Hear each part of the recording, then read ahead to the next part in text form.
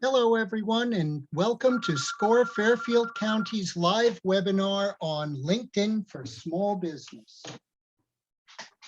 I'm Bud Freund, the webinar coordinator and a business mentor here at SCORE Fairfield County. I'll be your host today, and our presenter is Petra Fisher. More on Petra in just a minute, but first, some brief information on SCORE. We are a nonprofit national partner of the Small Business Administration. We have about 100 volunteers in Fairfield County with a wide range of industry, process, and subject matter expertise. We offer three primary value-added services to small business owners. First, free one-on-one counseling, either face-to-face, video, telephone, email, video. We're doing whichever you'd like, which can be accessed via the Request Mentor link on our website or via the link on the screen.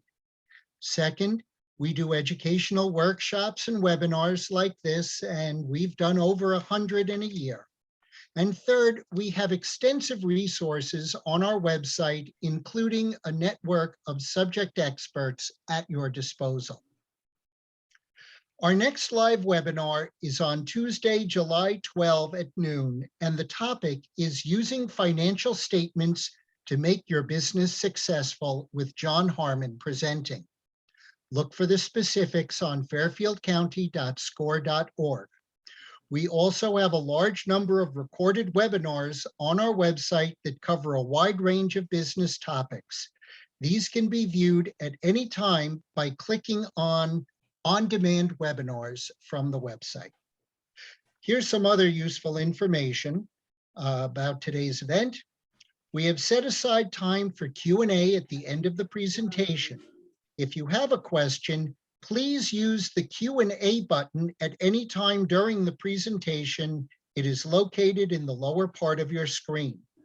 Our webinar will end sharply at 1 p.m. to respect your time, and the session is being recorded, and the link to the recording will be available at fairfieldcounty.score.org within the next day or so. Now it's my pleasure to introduce our speaker, Petra Fisher. Petra describes herself as LinkedIn as a cranky old fuddy-duddy who claims to know a very large amount about LinkedIn, says she can help global entrepreneurs attract clients. Global entrepreneurs who aren't after any old client, but want the most fun, brilliant, motivated client to work with Petra. She also asserts that your LinkedIn presence must filter out crap clients and attract the right people. Over the years, Petra has trained more than 3,500 entrepreneurs, leaders, and other clever cookies, and has no intention to stop. I'll now turn it over to Petra. It's all yours.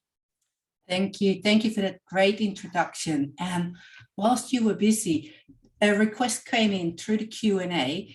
If you can turn on the Zoom live transcript. Now, I know you made me co-host, but I'm not sure where to do that whilst the session is in progress. So if you do, then that would be absolutely great. It is running. Okay, cool. So that's good. We've answered the first question. I just need to stop sharing and share again because I forgot to click one little thingy, and then I'll be straight into this. So, right, so I'll go back to share my screen and now tick the little thingy that needs to be ticked. And there we go. So welcome everybody, and thank you so much for making time to, spend an hour or so with me, a little bit less, to find out a little bit more about how you can use LinkedIn for your business, for your small business. And, I'm not really going to talk about myself. I've already been introduced, and really, I think anyone who's really curious could always use Google, or obviously connect with me on LinkedIn. So that's linkedin.com/Petra, or, if you just look for me on LinkedIn, there's not that many with my name, and you'll know you find the right one. So not going to waste time on me. I'm going to talk to you about LinkedIn. And one of the things that I absolutely love about LinkedIn is that I find it can be an extremely enjoyable, even fun place to, to hang out. And whilst you're having fun, it can turn profitable for your business.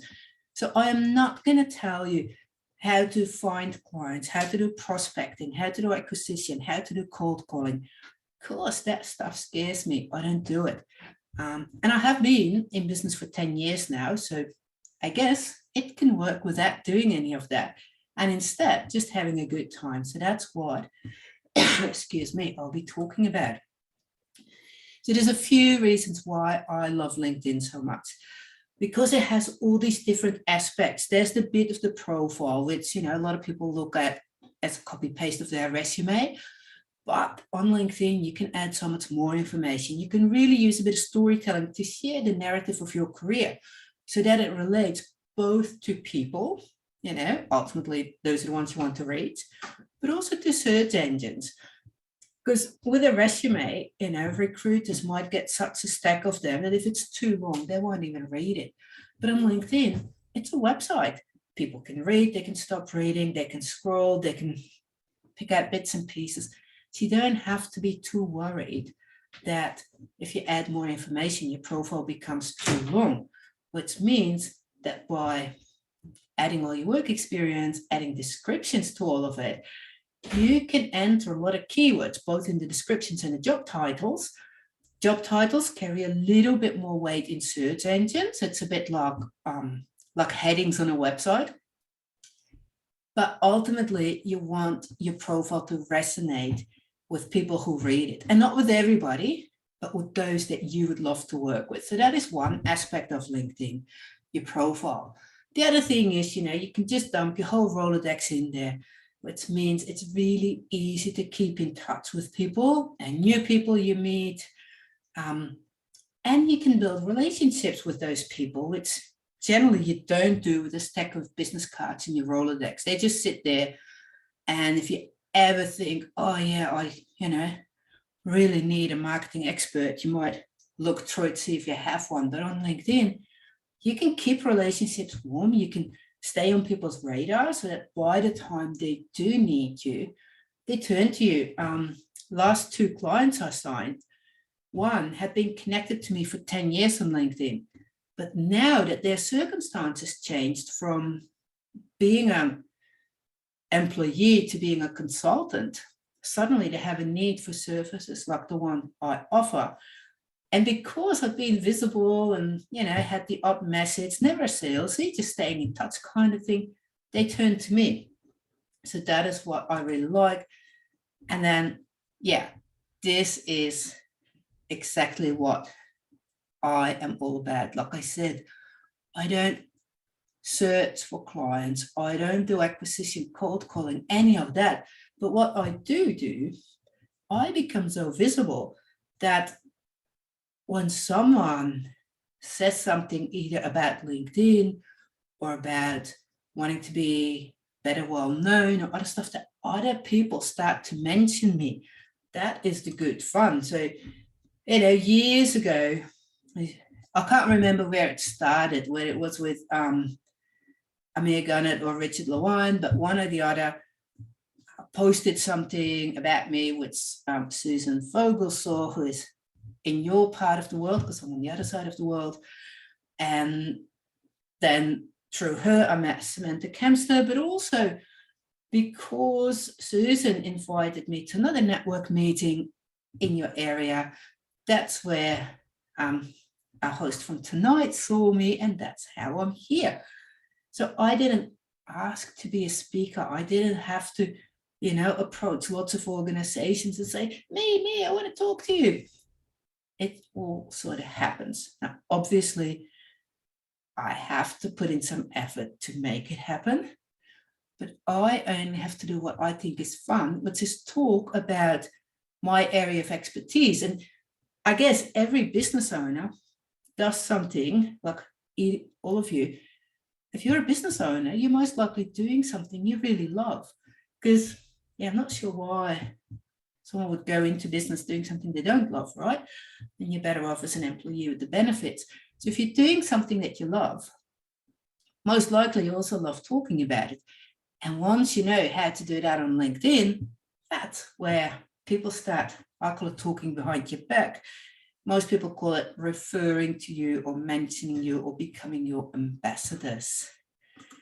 So this is how we all sort of lured you to this meeting today, right? The website said I was going to talk about these 5 points.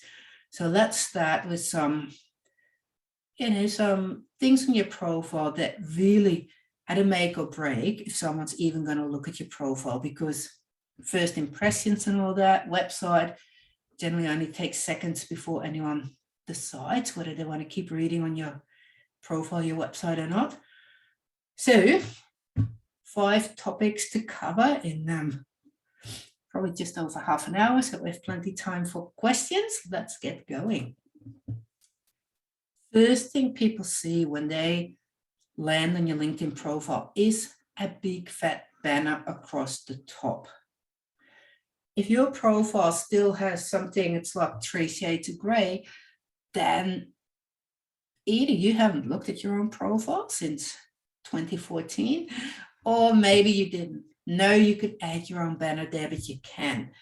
And now I know people all have different ways of taking information to them, right? Some are more visual, some are more about reading, but even people who don't consider themselves to be very visual, the image across the top is so bloody big that you can't really miss it, right? You might as well put something there that either stands out, like Samantha has done with the chicken, or something more relevant. Well, this one is relevant actually because it's a marketing chick. So this is the first thing people see, this big, big banner. And also remember that your profile picture covers up part of the banner. So pay attention to that when you design it.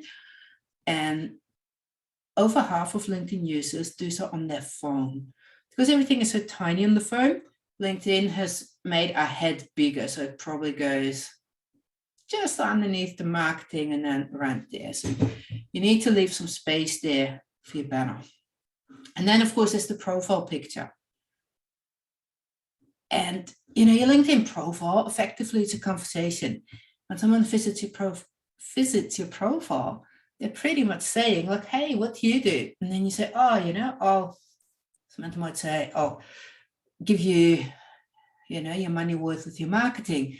So you'll say, you'll look at each other, you have eye contact. And that is why with your profile picture, you also sort of want to look into the camera, because you sort of got this really intelligent picture like this, pretty much ignoring everybody that pays attention to you, right? So that's another thing to consider in that first impression. Next bit that people see after the banner and the picture is your name, shouldn't be too hard, and then a headline.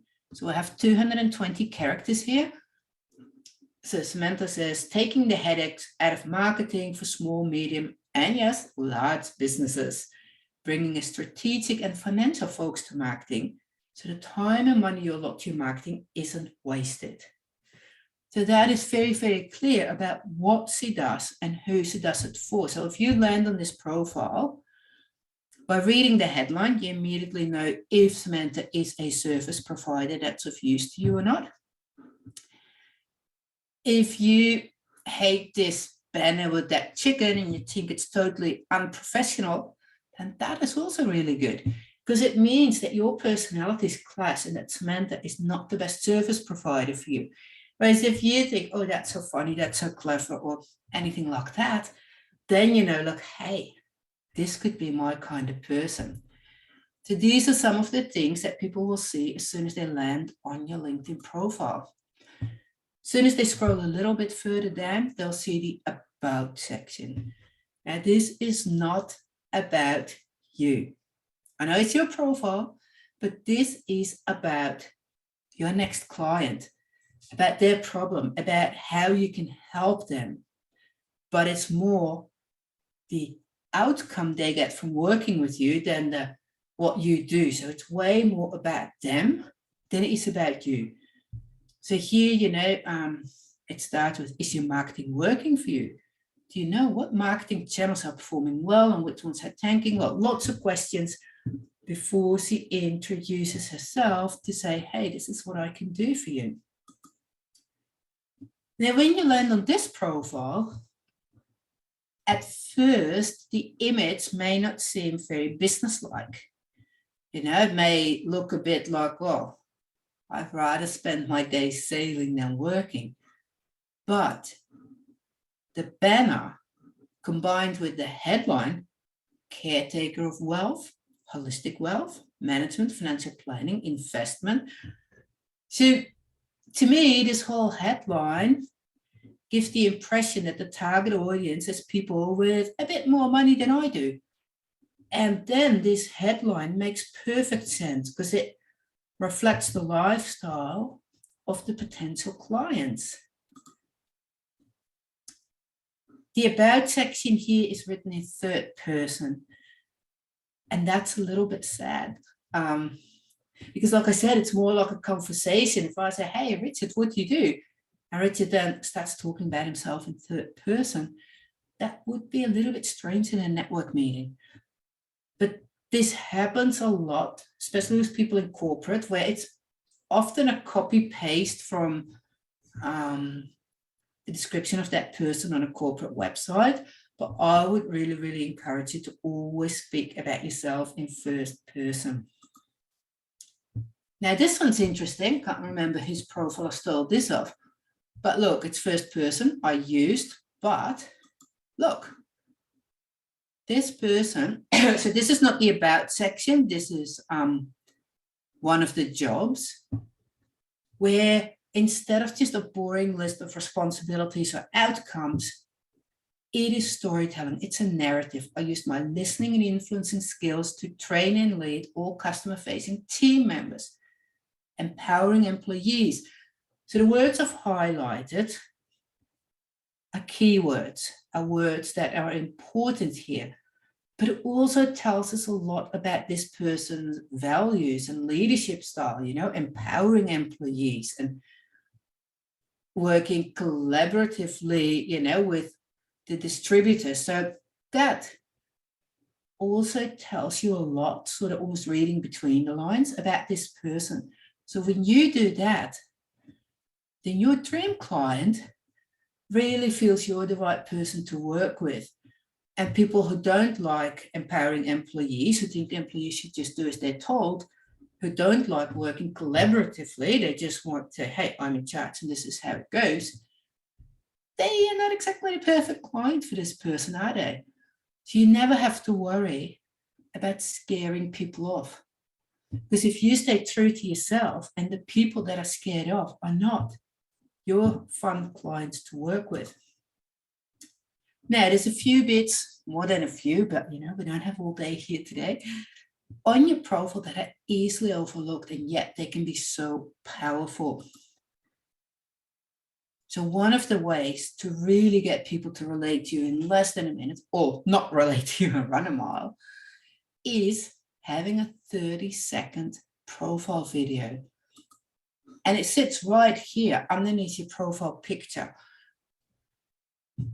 If you visit my profile and if you've not whacked me on the head, then you'll see a colored circle around here indicating there's a video. Once you've played the video, you won't see it anymore. But pretty much when you land on someone's profile and there's a colored circle around here, you can click on their picture and a video will start playing. It's just 30 seconds. I believe that every business owner can grow their business and attract clients through LinkedIn in an organic and sustainable manner, and that you can enjoy doing so. Working with business owners globally these past 10 years, I developed a strategy that takes into account your personality, your business, and your time constraints so that you can enjoy LinkedIn and grow your business. Message me when you're ready to crank up LinkedIn and attract those clients that you love to work with. Right, so that's just 30 seconds video. To upload it, you can only do that from your mobile, not from your computer. But once it's there, it's there. When you're on your mobile on LinkedIn, you can directly record it, but I would suggest you record it outside of LinkedIn, still on your phone, because you need that vertical thingy. But then you can still add some captions to it. Mine are a bit far down the bottom, should do better next time. And adding captions is extremely important. First of all, it's inclusive to those that, you know, maybe hearing impaired, or that if English is not their first language, reading is sometimes easier than understanding different people's accents, or when English is your first language and you're trying to make sense of my accent. So there's a lot of reasons there for captions. There's also a selfish reason. Like I said, over 50% of LinkedIn users do so on their phone.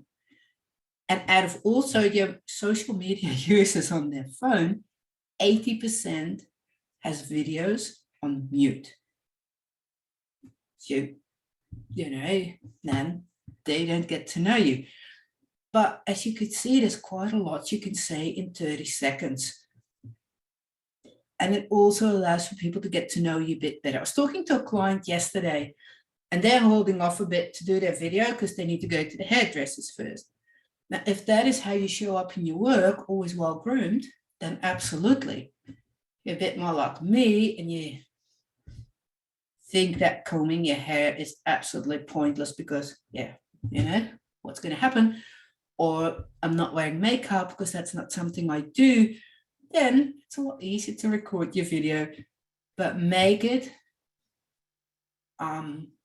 anything you do on LinkedIn, think about how you show up when you work with clients, when you go to networking events. So in any work situation, how much attention do you pay to your appearance? What kind of words do you use? What kind of language? If you see my headline on here, you notice that when it was read out at the beginning of this meeting, it was censored. You know, so you think what works well for you, and that is how you show up in your profile picture, in your video, in your headline, in anything you do on LinkedIn. Now, another thing that's real easily overlooked, I believe that not that one, is this one here. When you see a speaker icon next to someone's name, you can click that and then you hear how to pronounce that person's name. Which I think is an amazing feature, because when you do hop on a call with someone, then you can listen to it a few times so you know you're addressing them correctly. Again, you can only record it on your mobile and you have 10 seconds. Now, most people don't need 10 seconds to pronounce their name, because 10 seconds, you know, is about 15 to 23 words. So you can have another little pitch in there. I can't play this one because, yeah, in the presentation, I had to actually upload the video here. If you go to my profile and you click it, you can see how much you can actually say in 10 seconds. So these are two thingies that are so easy to miss, but they're a great way to, you know, to build rapport with someone, to show that you're a real person with a face and facial expressions and a voice and all that kind of stuff. And then down here, one of the ugliest bits of your LinkedIn profile, providing services. This is also often overlooked. And if you don't see this, then you have to go to add profile section and add it. Here you can set up a little services page within your profile rather than in your company page. So when you do that, people click on it, they can request a proposal. So how easy can you make it for them? Here you have very, very short description. I think it's 500 characters. The services that you can list, you have to choose from a drop-down menu. That's why in my case, there's absolutely no LinkedIn training, because it's not one of the options that's offered. And the other thing is, on this services page, people can leave reviews. So that's different than recommendations on your personal profile. It's a bit more like Google reviews.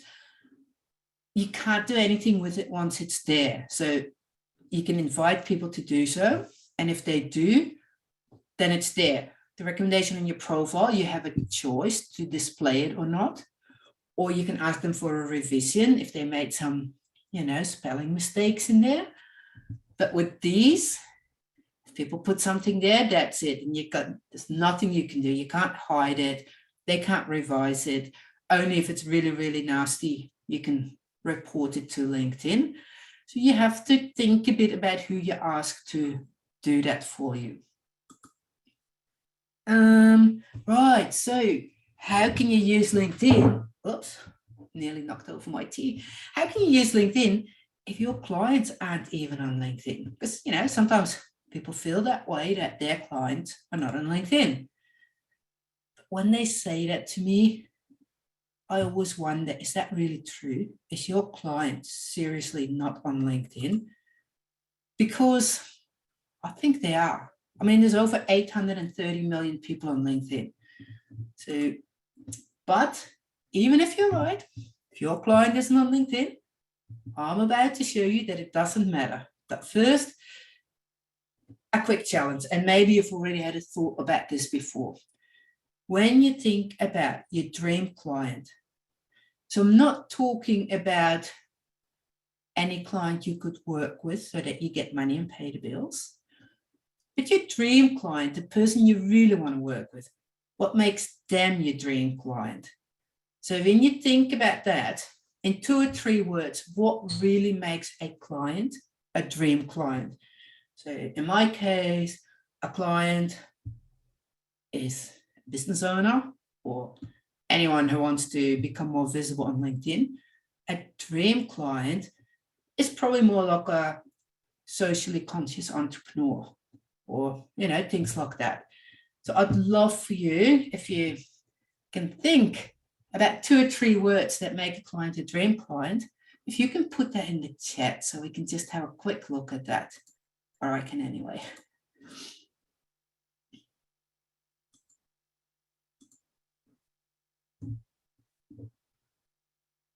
Okay, dedicated to health, value my expertise. Yeah, we would all like our clients to value our expertise. Open to new ideas. Yeah, that is quite important for a lot of us. Someone who communicates well. Yeah. Yeah. An art lover, right? So that's a Jeep lover, needs a product, office co-working, and has budget for it. See, so these things really make the one who orders a lot. I hope you mean order like buy stuff and not boss people around. But can you see by these things that instead of someone who needs your product, someone who needs your product and has a budget for it, that's someone different, right? And so these things help you when you show up on LinkedIn, when you post, when you comment, when you do things. See how you can use these words that you just gave me, or words that will resonate with them, so that you become more and more appealing for your ideal dream client. Now, let's see if your client is on LinkedIn, right? I just did some random searches here to show you that there's all sorts of people on LinkedIn.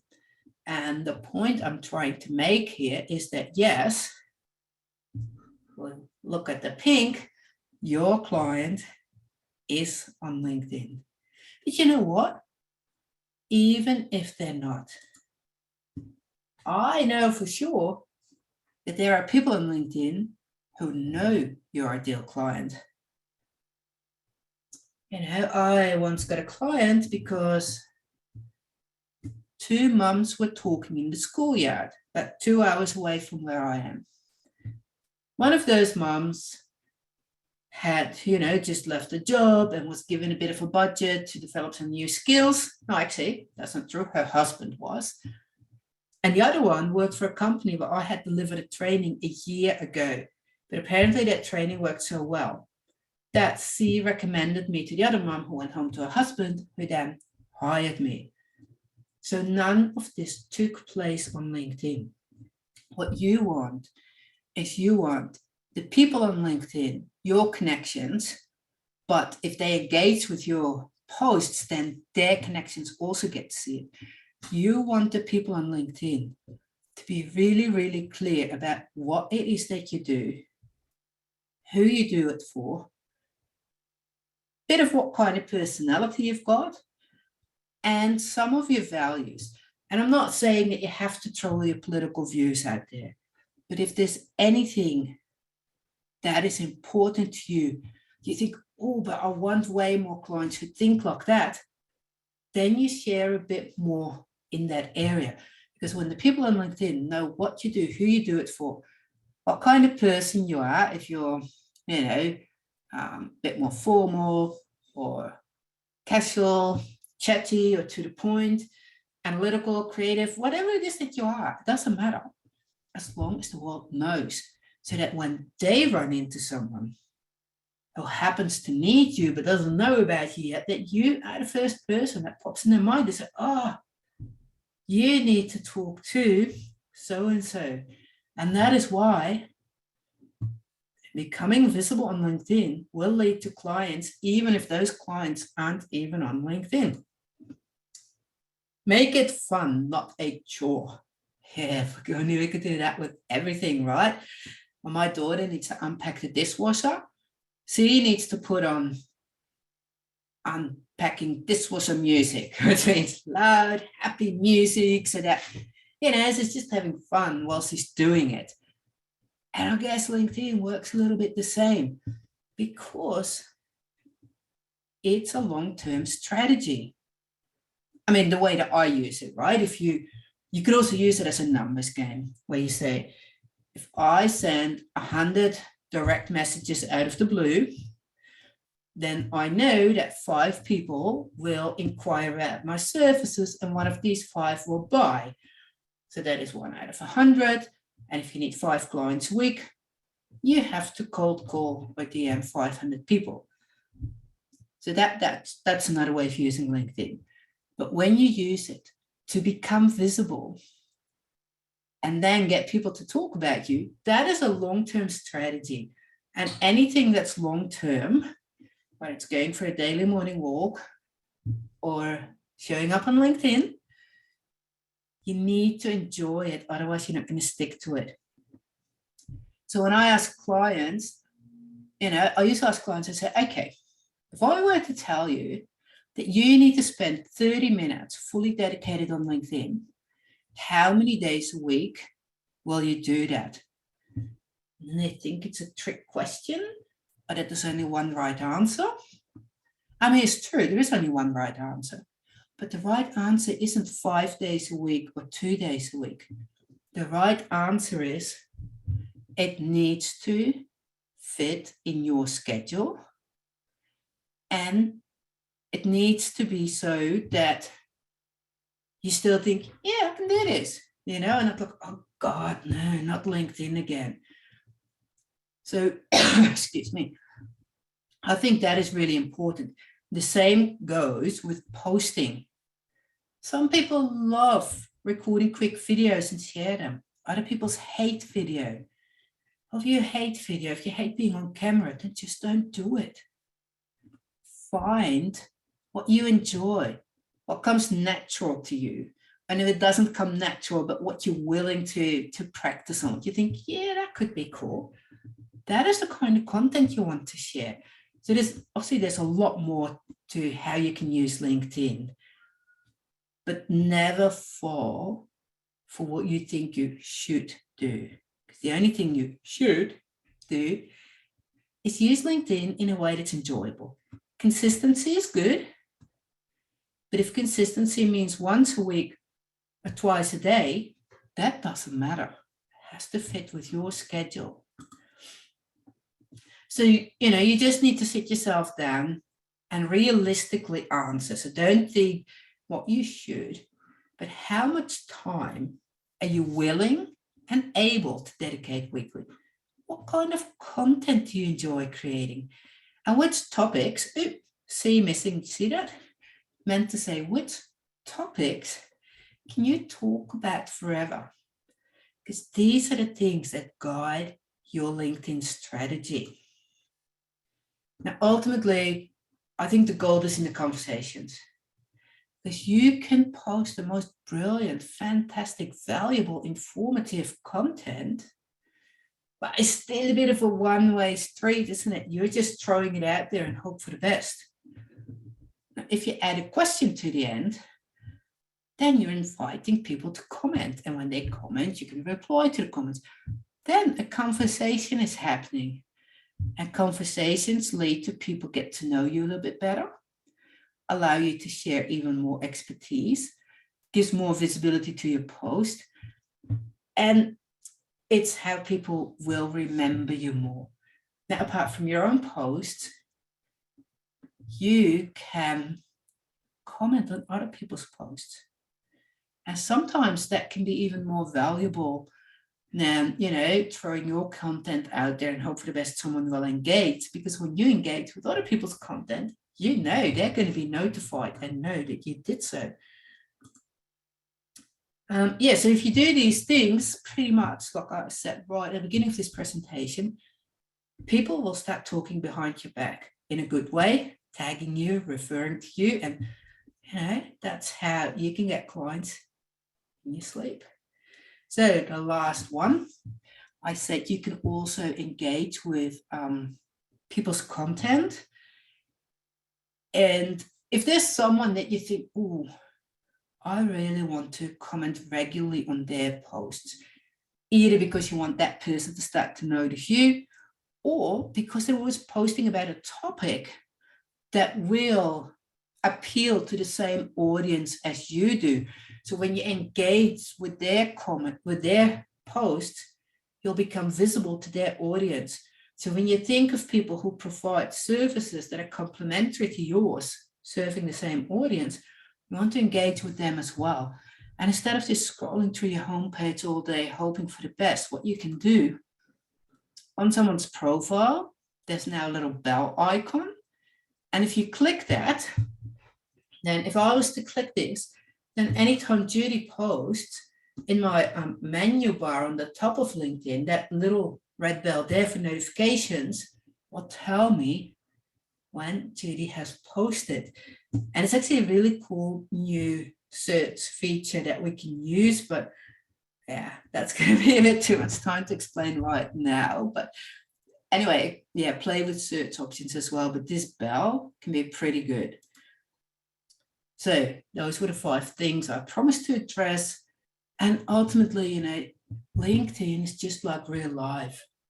So you know what to do because you know your topic of expertise. You know what you do for your clients. You know the conversations you have, the questions you get asked. And you can do all that on LinkedIn too. So in the olden days, we used to say knowledge is power. I know something you don't, so that's why you need to hire me. Doesn't work like that anymore because all the knowledge is out there. You can Google it, you can find it anywhere. But when people reach the point where they don't want to figure it out all by themselves, when they want to get in 3 months where you and I got in 3 years, and they want someone to show them, to do it for them, that is when they'll hire us.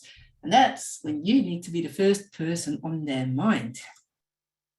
Now, if you need some help with that to get started, obviously I'm happy to help. You can follow me on LinkedIn and see all my posts and all my free stuff. Or if you thought, I would love to sit down with you on Zoom, I'm in Amsterdam, and, really ask me all my questions, get help, get a bit of a strategy, a plan, some ideas, you can actually book your 2-hour LinkedIn strategy session with me. And when you do so in July, doesn't matter for what date you book it, but when you make the booking in July, you can use a coupon code SCORE100, which takes €100 off the price. And at the moment, their currency conversion, euros and dollars, are almost equal. So you no longer have to add 20% to whatever I charge. So this link, petrafisher.com, LinkedIn-strategy-session, I'll put it in the chat in a minute when I stop talking so that I can type in the chat.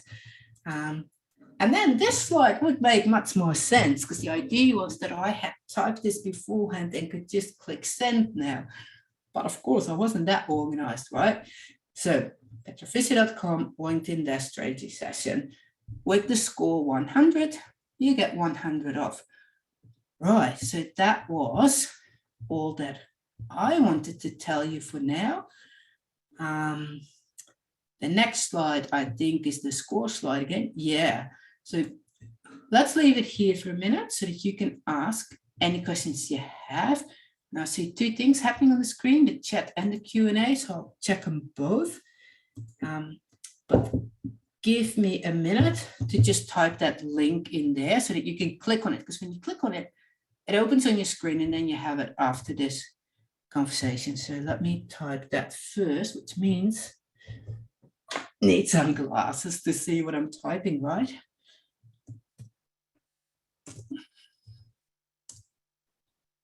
So you just pop your questions in there, and then in a minute, I'll try to get through as many as I can in the remaining time we have.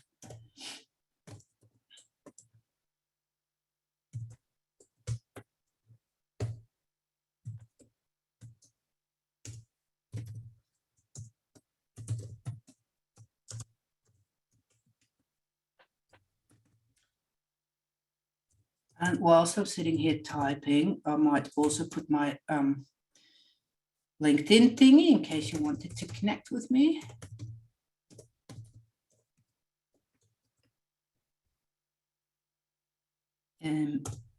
Yeah, I'm pretty sure, yeah, this is being recorded. So yes, you can absolutely get a thing.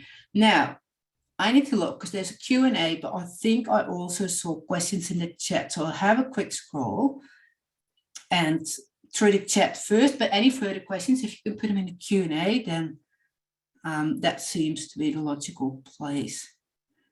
Let's see, we've done this bit.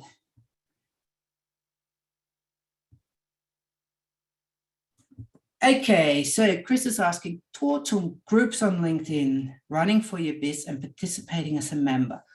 So groups on LinkedIn used to be really, really good a long time ago. And then they took away some things, which means that admins don't always see notifications anymore, which made them a heaven for spammers. There are still useful groups, but they're really hard to find. But when you want to have a private group that's only for your clients to ask extra questions or your network or something else, they can still be quite valuable. Now, if you want to have more functionality in groups, like being able to go live or do other things, then actually Facebook groups offer more options. Let's see. Do you recommend, Laura asked, do you recommend we accept or initiate LinkedIn connections with people we don't know and have never met? If so, who or when? Right. So apart from me sitting on your computer screen, you've never ever met me, but you're most welcome to connect with me. When someone invites you to connect, I check their profile, but rather than wonder like, why would I connect to you? I would look at it and say, is there a good reason not to accept this person? Because ultimately, LinkedIn, is about visibility. And if you post something, people in your network get to see it. So the more people in there, the more chances someone comments, and then their network gets to see it. And so you don't know who else they know. So I wouldn't be too hesitant to accept invitations, but, do a little bit of due diligence, check them out, see if they look like they're real. Also, sometimes you just know that if you accept, the next message is going to be sales pitch. So then you can either decide to ignore them, or you can accept and then ignore that sales pitch. That's up to you. Let me see. Seems like many folks on LinkedIn, who's this Ginny, are now providing newsletters. Are they really helpful or just more information overload? They're absolutely more information overload. But when you establish a LinkedIn newsletter, when you do the first one, LinkedIn sends out a default thingy to all your connections and followers, if you have followers you're not connected to. inviting them to subscribe. And that converts like gangbusters. That gives you generally 6 to 10% will accept overnight. So depending on the size of your network, that can be quite a big number. The other thing is, because LinkedIn newsletters, really all they are LinkedIn articles. They have all the functionality of a LinkedIn article. People can comment on it, which gives more exposure to their network. And word on the street is that tagging people in there and using hashtags is about to become available to them. So it offers, as a creator, a lot of options to reach more people. But yes, it is part of information overload. Like, first one I did, I had 1,200 subscribers overnight, had a fairly high opening rate. And these days I've got like, I don't know, 1,600 subscribers and probably about 200 or 300 who actually look at it. But if you're writing anyway, you might as well use it. Let's see. That's it. Okay. I see a few more questions in the chat, but because there's also people who have done it in the Q&A, I'm going to answer them first and go back to the chat and hope we get around to it. How does one add service feature to profile? So okay, so that bit, when you're on your profile, you'll either see a button add profile section. You click on that and try and find it. If it's not in there, then when you scroll down a bit, sometimes you see a gray area on your profile that only you can see and not your visitors, and then it lives in there. LinkedIn sort of plays with that a little bit. What are the various types of posts on LinkedIn to include in a LinkedIn strategy? Okay, so the kind of posts you can do on LinkedIn, you can do an article, which is really long form with formatting and everything. Or you can do a post. And when you do a post, oh God, sorry about that. When you do a post, it can be text only, maximum of 300 characters, or text with an image, text with a video. You can upload a document. So I recently actually uploaded a 9-page workbook from my paid course, but on that particular topic, I uploaded that whole thing so people can just scroll through it. And within all these different kinds of content, you got to figure out which ones are you most comfortable with producing and sharing. And if you can have, at least 2 different ones, you can mix it up a bit. That's generally quite good. How are we going for time? Yeah, I guess I'm still allowed to talk for 5 to 7 minutes. So let's see. Kyle says, hypothetical situation. Is this like I'm asking for a friend? Can a person represent and promote the work of another person with their complete authorization, of course, on LinkedIn, such as an artist?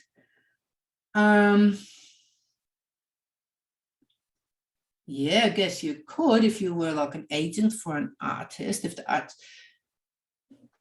then you'd have to make that very clear in your profile, probably in your headline, that is what you do in your about section. And then, you can, when you say artist, I don't know what you mean, but let's say it was a painting artist, and you could say, here's another bronze painting by so-and-so.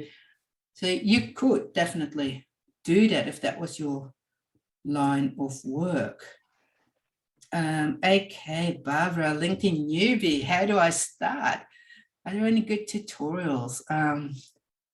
Yeah, so great question.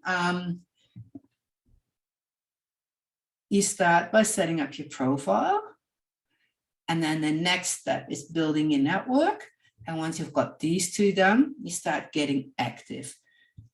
Are there any good tutorials? Undoubtedly so. If you connect with me, you can message me on LinkedIn and ask for my free workbook. That at least gets you sorted for your profile, because that is where you want to start.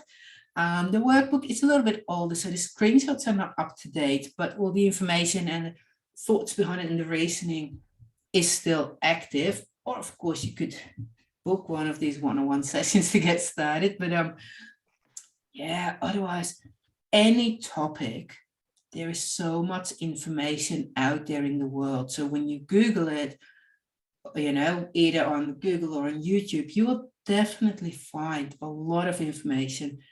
And it's just finding the one that resonates with you to help you get started. What does Laura say? Love your authenticity and humor. Great, thank you.